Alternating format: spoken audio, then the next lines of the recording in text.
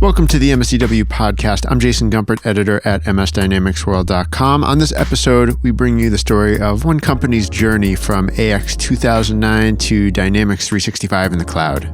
Pattern Energy had many years invested in a Dynamics AX 2009 ERP solution that was on-premises and highly customized, but with operations on 3 continents, they knew that their aging system needed to be replaced. As Pattern Energy's ERP systems analyst Nick Tavenier tells me on this episode, the company had to navigate a range of complexities to make the move to D365 in the cloud work for them. First, they had to be convinced to stick with Dynamics, as opposed to all the other Tier 1 and Tier 2 options out there that they evaluated. And then there were so many other considerations, from leaving behind customizations to training their own staff on complexities of the functional decisions that had to be made, data management issues, governance and regulatory compliance, as well as running an ERP in the cloud on Azure. And maybe most interesting is to hear Nick's view on maintaining a healthy and productive relationship with Microsoft, where there is a real opportunity for companies to get more value out of a Dynamics 365 investment than perhaps they expected. All right. Well, Nick Tavenier, welcome to the podcast. Thanks for joining me today. Yeah, thanks for having me. Tell us a little bit more about what you do with Dynamics 365 and your organization, if you don't mind. Sure. So I'm the ERP systems analyst for Pattern Energy. Pattern is a renewable developer and operator of primarily wind and also pretty large solar portfolio. We have projects kind of, global. Some in South America, Japan, a lot in the US, Canada, Mexico. So a pretty widespread multinational approach. We build, operate, and then sell the power. So we're kind of a long-term participant in the renewable space. I joined Pattern about 5 years ago. At the time, they were on AX 2009. A couple of years after that, we decided to make the move to a more of a cloud-based solution based on our geographic layout. So D365 was chosen out of a pretty lengthy vetting process as something that kind of would fit our size and need in the ERP world, and kind of our familiarity with some of the .NET and XML structure of AX 2009. So we ran a pretty speedy implementation and now use it today. We've been live for about 18 months and stuff's going pretty well. All right. Interesting. So, moving from, I think everyone knows this, Microsoft talks about this, that going from AX 2009 to finance and operations in the cloud it's essentially, there are some tools, but maybe a year ago there were fewer, or 18 months ago there were fewer tools. And however long before that you started the project, there were probably even fewer tools, but it's really more of a migration mindset, right? And so I think when you made the choice for it, you compared it against other solutions out in the marketplace to make that decision, right? Yeah, we looked at all the tier 1 solutions, some of the tier 2s. I think at the time, Microsoft, the D365 ERP was sort of considered a tier 1.5, but it has since matured, I think, to the point where we definitely compete with any of the SAP or Oracle offerings. We actually heavily considered moving to 2012 first. Most of the migration tools that we found were all focused on taking 2012 users into D365. So we looked at using that either as a full solution or taking that as sort of a jumping off point from 2009 to 2012 and then 2012 to D365. There weren't a lot of tools available that would do a full migration all the way from 2009 into D365 in one go. We had a pretty highly customized solution in 2009. So there were a lot of pieces that the user base had become accustomed to, familiar with, and we wanted to make sure we could replicate that as closely as possible. But that did require a lot of atypical migration steps, I'd say.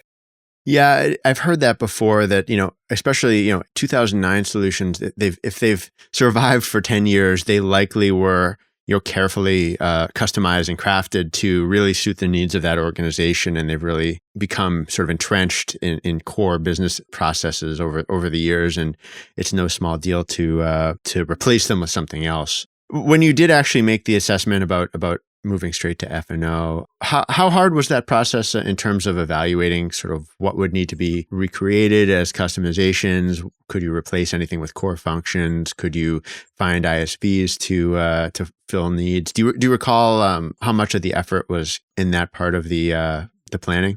Yeah, we had a couple of implementation partners present proposals to us. Most of them did include at least one or two ISVs to sort of fill in the gaps.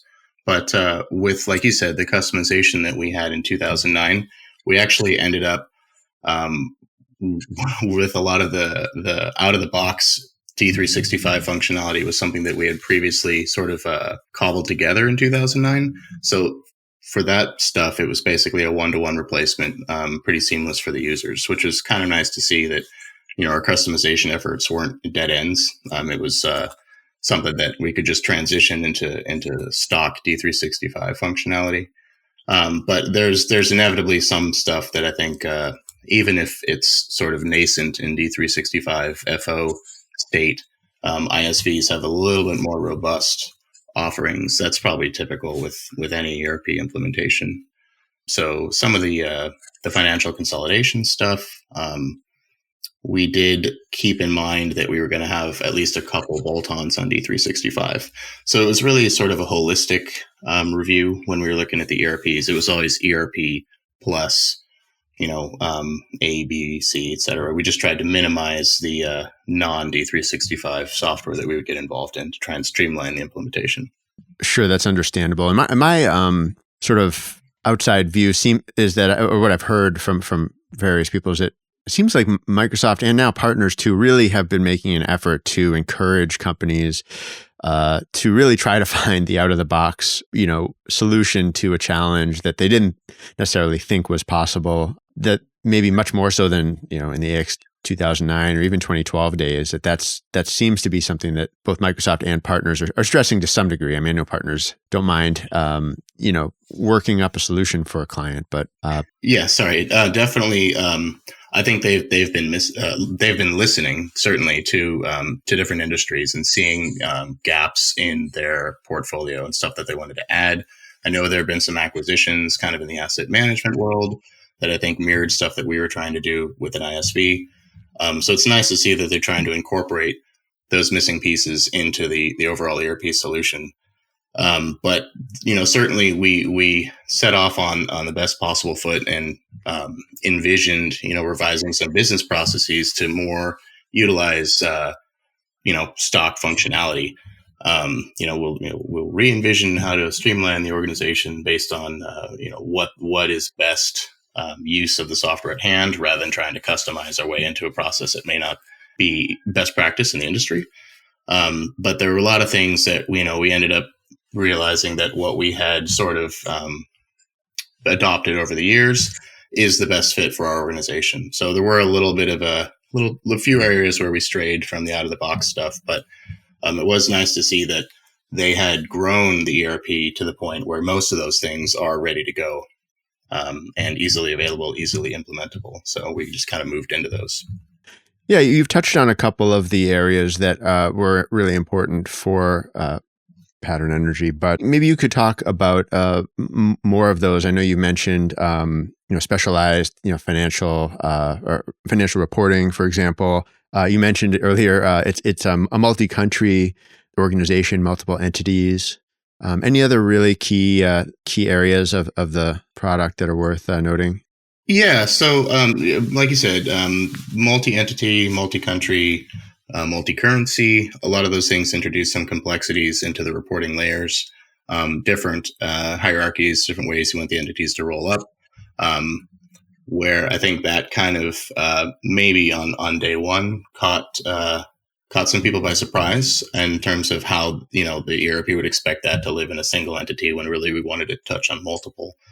So financial consolidation and reporting was something where we spent a lot of time working on customizing reports or, bringing data into BYOD and then dealing with it there. But that also seemed like an area where Microsoft really heard our feedback and have started to roll out more of that stuff in the core system.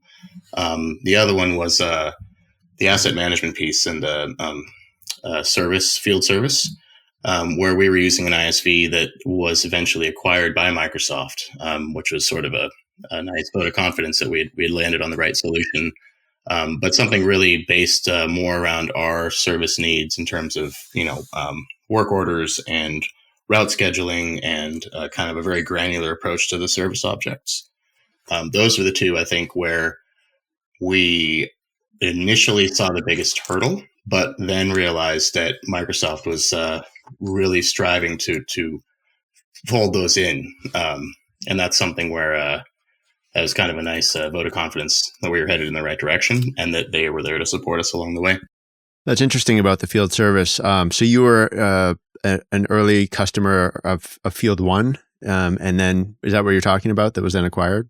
So yeah, we were originally with Dynaway. In AX 2009, we rolled out their EAM, the Enterprise Asset Management Software, and that was a really good fit for us. They were very proactive, very responsive partner. We did some slight customizations in that one as well, but it really mirrored our field service where we have a lot of objects. We need very granular detail, a lot of route scheduling, a lot of service intervals. It was a really good fit. So I think Microsoft had a little bit different core underlying technology when they launched D365, but as I understand, they've since acquired Dynaway. So that's something that's going to be rolled into the core product. And that's something that it was a really good kind of a vote of confidence. We're heading in the right direction. Proof that Microsoft was looking for industry leaders to bring those technologies in. And we're really looking forward to seeing more of that in the core system. All right, interesting. Yeah, that does seem to be a pattern that either IP is licensed or acquired, and then there's sort of this integration period of 6 months, 12 months, 18 months, and then it makes its way into the core product in some upcoming 6-month release. Yeah, so, exactly. Yeah, that has to feel good, having already sort of aligned yourself with that. In terms of getting sort of D365 F&O off the ground, I think you've already sort of alluded to this, but you made the decision, it sounds like fairly early on, this was going to be a cloud deployment, right? Did you ever consider staying on-prem? Yes, we did. AX 2009 obviously was on-prem. In the early days of the D365 release, there were I think 3 different options. They had the cloud, they had on-prem, and then they had sort of a hybrid. But going to a few different conferences, the summits and convergence and et cetera, the hybrid solution, I think, switched from one point to on-site hardware, off-site data. And then the other one was on-site data, off-site hardware. So we realized that the cloud solution, I think, was the best long-term. It had the clearest plan moving forward. It was just sort of breaking us out of our on-prem kind of mindset. But it's been really good. There's a little bit of a learning curve when you don't have direct access to the tables. But using BYOD, we've been able to kind of replicate and house data and then work with it in ways that we find to be very effective and totally adequate. Have you heard from other customers who are sort of maybe beginning the journey that you've been through? Have you given any advice to anyone? Yeah, I have. Definitely heard from a few people that have reached out. A few people have been pointed in our direction to kind of see what best practice would be moving forward. The complication for us, I think, was based around the entity, the organization, the hierarchy in the organization. Moving data, rebuilding data, the configuration piece, those were all very easy. But our complication, I think, was on the hierarchy and the entity side. Different customers will obviously face different obstacles and hurdles moving forward. But we initially targeted a 12-month implementation, which we heard was very aggressive. And I think it only slipped a couple of months. I think we're about 14 months. So it is, in my implementation experience, it is not a tough path, depending on how many resources internally you can muster. But I would encourage people to recognize that Microsoft has put a lot of effort into developing the ERP over the past couple of years, and to kind of open up themselves to considering maybe revisiting some business processes to streamline and align them with the ERP. It does a lot. There inevitably are things that you will probably come across you want to customize, but that's where I think with a product like D365, you are more likely to be able to affect those changes in your environment than you would with something like Oracle or SAP. So it fit well for us. We had our own kind of our own complications, but other organizations, I'm sure, even much larger ones than us, it would definitely it'd be worth considering for them. Mm-hmm. The specific stuff, the recommendations I gave to some of the consultants or some of the groups that reached out to us were, if there are oddballs, don't worry about ISVs. I think at this point, it's such a widely available platform that's easy to develop for. There are a lot of other companies out there making robust solutions for one topic or another. But there's so much out of the box that, even today we're still turning on, new modules, making use of new pieces of stuff that we're coming across. Yeah, I think just the general align yourself with a good partner and get going. When we had first talked, you kind of described other ERPs you considered as more rigid than Dynamics 365. Is that what you're talking about? The ability to turn on modules and adapt it? Or can you talk more about that? Absolutely. Yeah, certainly. So we have some developers in-house that were very familiar from the 2009 days, very familiar with the .NET, XML, a lot of SSMS. We make a lot of use of SSRS, all that stuff, all the kind of the core Microsoft stack in terms of reporting and data management. But there were many things where we were able to go in, sent a couple people to training classes, how to build your own security objects, how to work in the architecture, do extensions on forms, tables, etc. I think those things would traditionally be performed by a third party if you're doing an implementation with, by design or the SAP Oracle Tier 1 world, where they will deliver you a product that is built for you, but not something where in an ongoing basis, it's very approachable and readily customizable. So we've published many of our own security objects, and they are usually very stable and pretty easy to build out. More of the complex architectures on kind of a closed development platform where they would expect a large implementation partner to do a lot of that groundwork for you. That introduces delays, that introduces, lost in translation kind of stuff. Here, we internally are able to develop for our own needs. And I think that's really valuable. One of the things that also just occurs to me from what I've seen in updates from Microsoft over the last year, I guess, or even a little more, is the transition to the one version sort of deployment model that they've asked you and all the other cloud customers to adopt, right? I imagine that flexibility is an important, sort of accompanying characteristic to the fact that I assume your team is sort of taking in these or watching these updates come in, multiple times a year. Yeah, so they definitely are introducing updates frequently. I think, we seem to be in a 1 to 2 month cycle on taking an update into the system. But they do, through the spinning up a development environment, UAT environment, et cetera, we can see them coming. We can roll them out to one of those test environments and UAT stuff pretty fully. It kind of straddles that line where it's not so frequent that it's an encumbrance, but it's frequent enough that you can tell that this is a living system. They're actively developing for it, actively incorporating new technologies, new IP. I think we have voices in the organization that are both a little,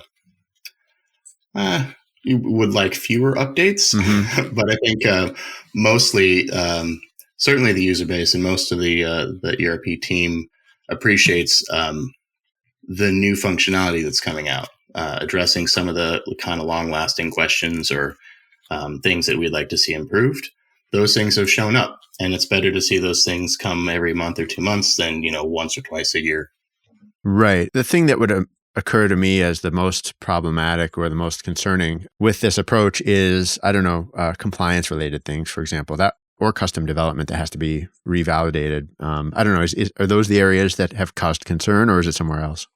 No, those are very, very valid concerns. On the compliance end, we work with FastPath to do sort of the SOX compliance and kind of regulatory reporting in that regard. They keep us very well informed of upcoming updates and updates to their system as well, so that everything is kind of concurrent.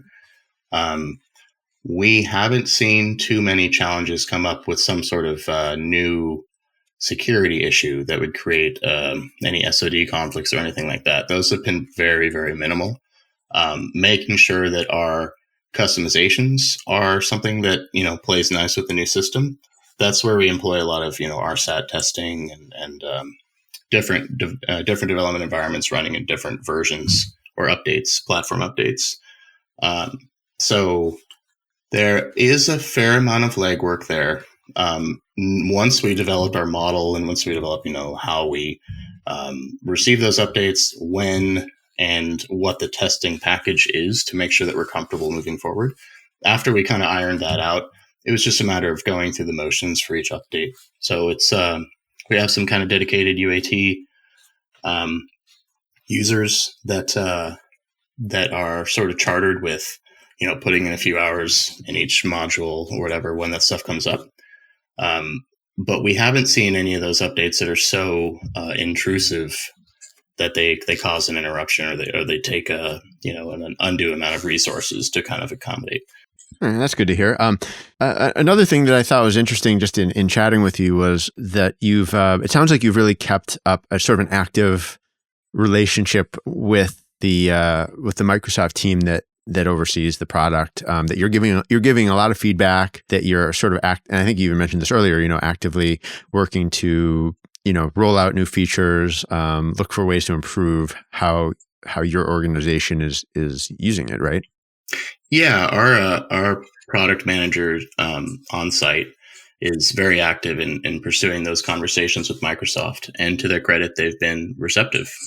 So we definitely press them for things that we think are issues or concerns, and more often than not, we're pleased with the results. It's nice to have that kind of dialogue, and I think we sort of maybe forced our way to the front of the crowd, raising our hand a lot in class. But I think they saw that and said, okay, well, these guys are willing to participate in these tests or engage us in some beta.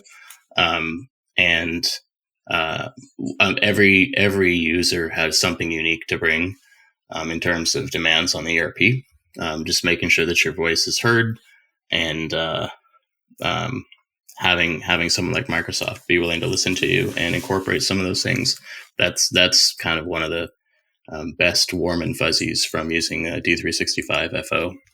Yeah, I imagine that's something that quite a few customers could probably do better. I don't think everyone is able to either they just don't speak up or they don't find the right channels in which to voice their opinions, and it probably helps. I have no doubt that it helps your organization, sort of stay up to date. Yeah, we've definitely seen incredible gains from it, and I think it's some conversation that needs to happen. And I think both sides can do a better job of engaging the other.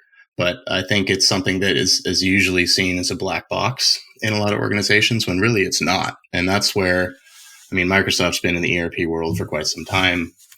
The AX, GP, SL, all those guys. But with D365, it definitely seemed like they were really trying to do something different. And they were, I think, a lot more open to change there. So, you can't consider them new to the ERP space. But with this product, I think it sort of cleared the slate in a lot of regards and allowed some of those conversations to happen, sort of, like we were learning together. And that was really kind of cool. You mentioned a few minutes ago, there's sort of a product manager on your sort of internally. Can you talk a little more about what that team structure looks like for your side, either, in terms of who's sort of helping deploy the product and manage it, oversee it, versus the group of people using it? Yeah, definitely. So as we did the implementation, we kind of tagged a few more experienced users in different areas of the company, sort of the AP champion, accounting, that sort of stuff, and formed these sub teams on the implementation team. They were kind of the subject matter experts. From that group, we've grown into sort of the kind of the super users in each area, each expertise. So in addition to that, they kind of represent the user base, do a lot of the UAT work, etc. We have your typical solution architect, data architect, and then some development resources in-house. All those different groups and developers and individual contributors are all kind of air traffic controlled by the product manager.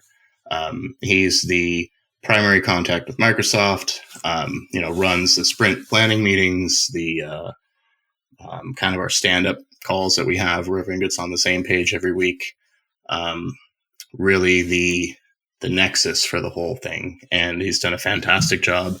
I think our overall ERP team's about 30 people. So it's a lot of moving parts, especially with all of the different bugs or requirements that we're using in Azure DevOps to track all these, the completion of all these items. It's not a overly complicated machine, but there are many, many, many pieces to keep on the same track. And that's where I think an internal product manager is a really, really good option for any organization. Someone that's chartered with coordinating those efforts, prioritizing, running things up to the management team, seeing what direction we want to go in, and kind of keeping everyone aligned in that regard. Is that someone in an IT role? No, it's actually in the business transformation team. Huh. So IT does some of the development stuff and all the admin, but we have been fortunate enough that we've gotten some really strong adoption across the company. So we have people that contribute to the development stuff in almost every branch, but the business transformation team is really the quarterback of the ERP, certainly the development initiatives and any of the updates coming from Microsoft. And they've done an amazing job of any kind of persistent issues. They run that up the ladder, reach out to Microsoft, see what we can get, and then bring that back to the organization. So it's really critical to the success of sort of our ongoing development initiatives and everything, function of the system as a whole. That's interesting. It sounds like it's one of the common complaints or critiques you hear in other deployments is that they're run and controlled by just a sort of a pure IT responsibility, and that's not always the way to stay most responsive to what the business really needs. It sounds like that's perhaps something that Pattern Energy has learned how to tackle. Yeah, and certainly in kind of the traditional model, IT is technically the owner when it comes to like ITGCs or any sort of controls. The ERP system is managed and administered by the IT group, but having a independent product manager is really kind of a separation of powers thing, where they're like the champion from the organization side, and then we participate in a lot of the execution. But it's such a big piece that you'd either have to assign multiple resources in IT that maybe kind of better spend their time on the administration. This really helps as a buffer to the IT organization, having someone in another part of the company kind of corral the resources needed on the organization side for testing, kind of field all the requests for new functionality or pain points, pressure points, whatever, and then really kind of arbiter that stuff for when IT makes those changes. Is that the team that's also responsible for sort of disseminating knowledge, for capturing and managing knowledge about how to help users, how to provide guidance on how to do things? Yes, that takes an enormous pressure off the IT group. That team is the primary author of all of sort of the internal articles, the how-tos, the stuff we have in terms of how the organization should best use the system. They go out and field a lot of the new upcoming functional stuff. That level of communication is something that I don't know many traditional IT teams would want to have on their plate. It's a very this lets us focus on doing the IT side and doing the technology and making sure it's stable and robust and compliant. But yeah, that's a voice for the organization from both sides. So they take a lot of pressure off the IT group, which is really, really appreciated. And I guess sort of alongside the D365 solution, you are an organization that has invested in other Microsoft tools and platforms and technology, right? Other use of Azure, Power BI, you had mentioned to me. Can you talk a little more about how maybe D365 fits in alongside all those other investments? Yeah, certainly. We do have a pretty high adoption of the Microsoft stack as a whole. Azure, D365. We were fortunate enough to be pretty early in on the Power BI party. So we've become very familiar with that for our reporting needs. So in terms of data, running stuff from D365 into BYOD, and then reporting out of that through Power BI is a very seamless process. Having Azure kind of manage the user records, AAD, importing that stuff to D365, it plays very nicely together. So it's definitely, there's a lot of benefits to be realized from kind of sticking in the Microsoft stack. We have, Office 365 doing licensing and kind of the user side software stuff all up and down. And so it's, a very happy ecosystem. All right. Microsoft has its annual Ignite event coming up just in the matter of hours, almost a day or two away from when we're recording this. Are you going to be paying attention to any of the particular announcements there, or anything in particular looking for from Microsoft going forward? Yeah, I kind of keep an open ear as to the ground as much as I can, but there aren't any specifics that I'm hoping to hear. I think that they've done a good job so far. Just with the announcement that we've seen in the last 12 months, a lot of stuff is really coming to the fore. A lot of maturity in Power BI in terms of new IP, and the later the D365 updates and record sharing and stuff like that have been kind of really helpful to us so far. So I'm happy to see what's out there.